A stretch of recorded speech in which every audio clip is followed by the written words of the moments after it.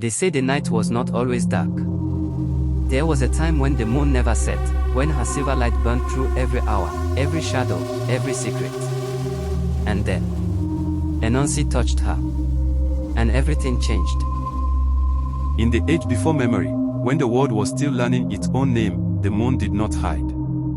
She hung low in the sky close enough that her glow warmed the tops of the trees, and she shone all night and all day, bathing the earth in a light so bright that stars did not dare appear.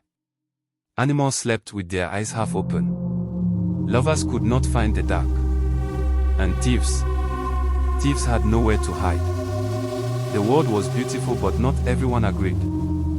Deep in the root weave of an ancient mahogany tree, a spider sat, and thought, and wanted. His name was Anansi.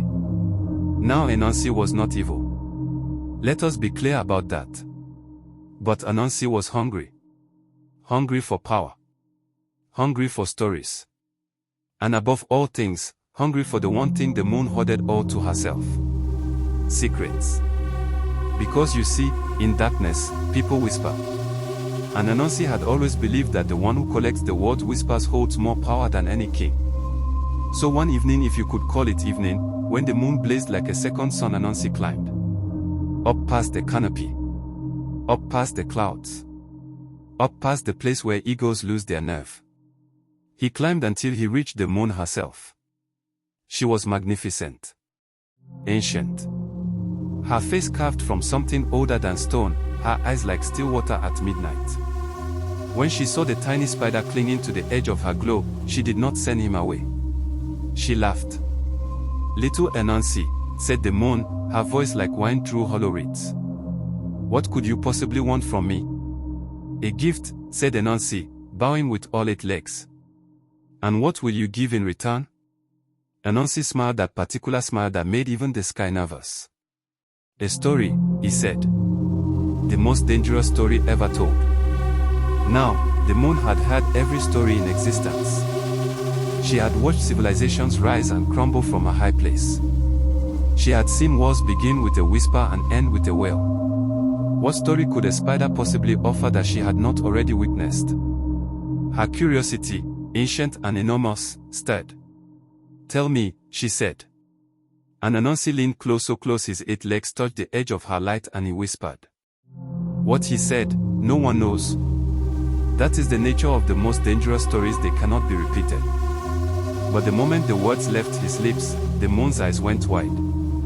Her light flickered. For the first time in the history of the world, the stars blinked into existence just for a moment, as her glow dimmed in shock. And in that moment of dimness, Anansi reached into the fold of her light and pulled free a single thread of silver. He was gone before she recovered.